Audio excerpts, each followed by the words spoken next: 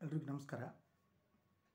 ಇತ್ತೀಚೆಗಷ್ಟೇ ನಮ್ಮ ರಾಯಚೂರು ಜಿಲ್ಲೆಯ ಹಿರಿಯ ಕಥೆಗಾರರಾದಂತಹ ಡಾಕ್ಟರ್ ರಾಜಶೇಖರ್ ನೀರ್ಮಾನಿ ಅವರು ತೀರ್ಕೊಂಡರು. ಈ ಸಂದರ್ಭದಲ್ಲಿ ಅವರನ್ನು ನೆನಪಿಸಿಕೊಳ್ತಾ ಒಂದೆರಡು ವಿಷಯಗಳನ್ನು ನಿಮ್ಮ ಜೊತೆಗೆ ಹಂಚಿಕೊಳ್ಳೋದಕ್ಕೆ ಪ್ರಯತ್ನ ಮಾಡ್ತೇನೆ.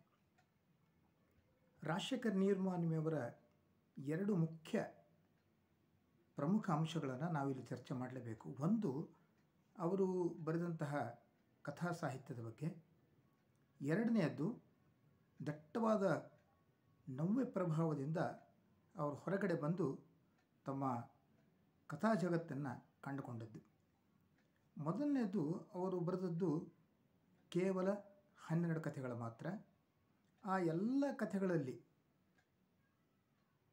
ಕೆಲವರು ಹೇಳುವ ಹಾಗೆ ನವ್ಯದ ಛಾಯೆ ಇದೆ ಅಂತಂತಾರೆ. ಆದರೆ ರಾಜಶೇಖರ್ ನೀರ್ಮಾನಿಯವರು ಸ್ವತಃ ಒಂದು ಕಡೆಗೆ ಹೇಳ್ತಾ, ನಾನು ಬರೆದಂತಹ ಸಂದರ್ಭ ಅಂದರೆ ಸುಮಾರು 1966ರ ಅವಧಿಯಲ್ಲಿ, ಆವಾಗ ಅನಂತಮೂರ್ತಿಯವರು ಬರಿತಾಯಿದ್ರು, ಯಶವಂತ ಚಿತ್ತಾಲ್ ಅವರು ಬರಿತಾಯಿದ್ರು, ಶಾಂತಿನಾಥ ದೇಸಾಯಿ ಅವರು ಬರಿತಾಯಿದ್ರು, ಲಂಕೇಶ್ ಅವರು ಬರಿತಾಯಿದ್ರು. ಅಂದರೆ ಬಹುತೇಕ ಪ್ರಮುಖ ಕನ್ನಡದ ಬರಹಗಾರರು ನವ್ಯದ ಒಂದು ದಟ್ಟವಾದಂತಹ ಪ್ರಭಾವಕ್ಕೆ ಒಳಗಾಗಿ ಬರಿತಾ ಇದ್ದಂತಹ ಸಂದರ್ಭ. ಆ ಎಲ್ಲ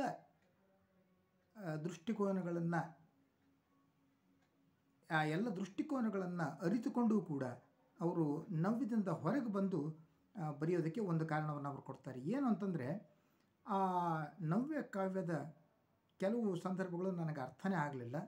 ಹಾಗಾಗಿ ನಾನು ಪದ್ಯಗಿಂತಲೂ ಗದ್ಯಕ್ಕೆ ಹೆಚ್ಚು ವಾಲಿದೆ. ಯಾಕಂತಂದರೆ ನೈತಿಕ ಬೌದ್ಧಿಕತೆಯ ಕಸರತ್ತಿಗೆ ಕಥಾ ಜಗತ್ತು ಹೆಚ್ಚು ಪ್ರಸ್ತುತ ಅನ್ನುವಂತಹ ಕಾರಣಕ್ಕಾಗಿ ನಾನು ಕಥಾ ಜಗತ್ತನ್ನು ಪ್ರವೇಶಿಸಿದೆ ಅಂತ ಹೇಳಿಬಿಟ್ಟು ಅವರು ಕಥೆಗಳನ್ನು ಬರೆಯೋದಕ್ಕೆ ಶುರು ಮಾಡ್ತಾರೆ.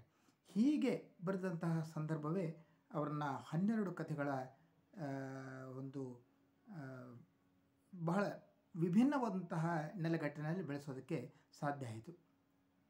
ರಾಜಶೇಖರ್ ನೀರ್ಮಾನಿಯವರು ನಮಗೆಲ್ಲರಿಗೂ ಗೊತ್ತಿರೋ ಹಾಗೆ ರಾಯಚೂರು ಜಿಲ್ಲೆಯ ನೀರ್ಮಾನಿಯವರು. ಅವರು ತಮ್ಮ ಕಥೆಗಳಲ್ಲಿ ಮೂಲತಃ ಈ ಹಳ್ಳಿಯಲ್ಲಿರುವಂತಹ ಗೌಡಿಕೆಯ ದರ್ಪವನ್ನು, ಜಮೀನ್ದಾರಿ ಪದ್ಧತಿಯನ್ನು, ಆಮೇಲೆ ರಜಾಕಾರರ ದೌರ್ಜನ್ಯಗಳನ್ನು, ಆಮೇಲೆ ಗ್ರಾಮದ ಸಂಬಂಧಗಳನ್ನು, ಹೀಗೆ 10 ವಿಷಯಗಳನ್ನು ಇಟ್ಕೊಂಡು ತಮ್ಮ ಕಥೆಯನ್ನು ನಿರೂಪಿಸಿದಂತಹ ಒಬ್ಬ ಲೇಖಕ. ಆಮೇಲೆ ನಾನು ವಿದ್ಯಾರ್ಥಿ ದೆಸೆಯಿದ್ದಾಗಲೇ ಒಂದು ಕಥೆಯನ್ನು ಅವ್ರದ್ದು ಓದಿದ್ದೆ. ಅದು ತಮ್ಮೆಲ್ಲರಿಗೂ ಕೂಡ ಗೊತ್ತಿದೆ, ಹಂಗೇನ ಅರಮನೆಯ ಹೊರಗೆ. ಅದು ಸಂಬಂಧಗಳ ತೀವ್ರ ತಿಕ್ಕಾಟದಂತಹ ಒಂದು ಕಥೆ.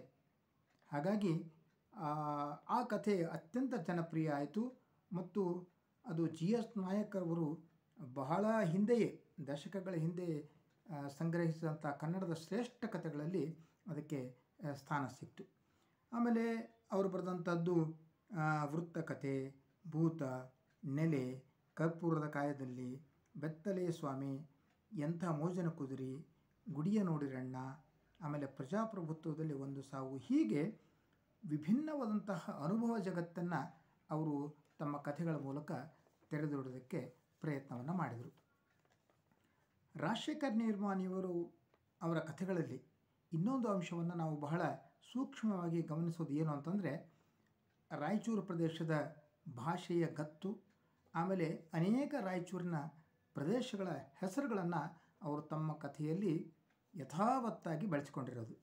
ಹಾಗಾಗಿ ಅವರ ಕಾದಂಬರಿ ರಾಯಚೂರಿನ ಪರಿಸರದ ಸುತ್ತಮುತ್ತಲೂ ಬೆಳೆದಂತಹ ಕಥೆಯಾಗಿ ಪರಿವರ್ತನೆಯಾಗಿವೆ. 10 ಕಾದಂಬರಿಗಳನ್ನು ಬರೆಯೋದಕ್ಕೆ ಸಾಧ್ಯ ಆಗಲಿಲ್ಲ, 100 ಕಥೆಗಳನ್ನು ಬರೆಯೋದಕ್ಕೆ ರಾಜಶೇಖರ್ ನೀರ್ಮಾನಿಯವರಿಗೆ ಸಾಧ್ಯ ಆಗಲಿಲ್ಲ. ಆದರೆ ಅವರು ಬರೆದದ್ದು ತುಂಬ ಗಟ್ಟಿಯಾದಂತಹ ಕಥೆಗಳು. ಒಬ್ಬ ಚಿಂತನಶೀಲ ಗುಣಾತ್ಮಕ ಬರಹಗಾರ ಹೀಗೆ ಕೇವಲ ಒಂದು 12 ಕಥೆಗಳನ್ನು ಮಾತ್ರ ಬರೆದು ಹಿಂದೆ ಸರಿಯೋದಕ್ಕೆ ಕಾರಣ ಏನಿರ್ಬೋದು ಅನ್ನುವಂಥದ್ದು ಬಹಳ ಕುತೂಹಲವಾದಂತಹ ಸಂಗತಿ. ಆದರೆ ಅದೇನೇ ಇರಲಿ, ಇವತ್ತಿಗೂ ಕೂಡ ರಾಯಚೂರು ಜಿಲ್ಲೆಯ ಅನೇಕ ಬರಹಗಾರರು ಡಾಕ್ಟರ್ ರಾಜಶೇಖರ್ ನೀರ್ಮಾನಿಯವರನ್ನ ಅನುಸರಿಸ್ತಾ ಇದ್ದಾರೆ. ಅವರ ಕಥೆಗಳಲ್ಲಿ, ಅಂದರೆ ಈ ಹೊಸಬರ ಕಥೆಗಳಲ್ಲಿ ರಾಜಶೇಖರ್ ನೀರ್ಮಾನಿಯವರ ದಟ್ಟವಾದಂತಹ ಒಂದು ಪ್ರಭಾವ ಇದೆ ಅನ್ನುವಂಥದ್ದನ್ನು ನಾವು ಗುರುತಿಸಬೇಕು. ಹಾಗಾಗಿ ಇವತ್ತು ಅನೇಕ ಜನ ಕಥೆಗಾರರಿಗೆ ಅವರು ಪ್ರೇರಣೆಯಾಗಿ ನಿಂತಿದ್ದಾರೆ. ಅವರ ಮುಖ್ಯವಾದ ಕಥಾ ಹಿನ್ನೆಲೆ ಅಂತಂದರೆ ಮಾನವೀಯ ನೆಲೆಗಳ ಸೂಕ್ಷ್ಮ ಸಂಬಂಧಗಳ ನವೀಕರಣದಲ್ಲಿ ಅವರು ಒಬ್ಬ ಕಥೆಗಾರರಾಗಿ, ಲೇಖಕರಾಗಿ ಬೆಳಕು ಬಂದರು. ಆದರೆ ಯಾವುದೇ ಪ್ರಚಾರ, ಯಾವುದೇ ಸನ್ಮಾನ, ಯಾವುದೇ ಗೌರವಕ್ಕೆ ಅವರು ತಲೆ ಕೆಡಿಸ್ಕೊಳ್ಳೋದೇ ಕೆಲವು ವರ್ಷಗಳ ಬರೆದರು. ಆಮೇಲೆ ಅವರು ಬರವಣಿಗೆಯನ್ನು ಯಾವ್ಯಾವುದೋ ಕಾರಣಕ್ಕಾಗಿ ನಿಲ್ಲಿಸಿಬಿಟ್ರು. ಹಾಗಾಗಿ ಇಂತಹ ಒಬ್ಬ ಅಪರೂಪದ ಬರಹಗಾರ ನಮ್ಮ ಜಿಲ್ಲೆಯವರು ಅನ್ನುವಂಥ ಒಂದು ಅಭಿಮಾನ ನಮಗಿದೆ. ಅಂತಹ ಕಥೆಗಾರನನ್ನು ನಾವು ಕಳ್ಕೊಂಡಿದ್ದೇವೆ. ಅವರ ಆತ್ಮಕ್ಕೆ ಶಾಂತಿಯನ್ನು ಕೋರ್ತೇನೆ, ಅವರ ಆತ್ಮಕ್ಕೆ ಸದ್ಗತಿಯನ್ನು ಕೋರ್ತೇನೆ. ಎಲ್ರಿಗೂ ನಮಸ್ಕಾರ.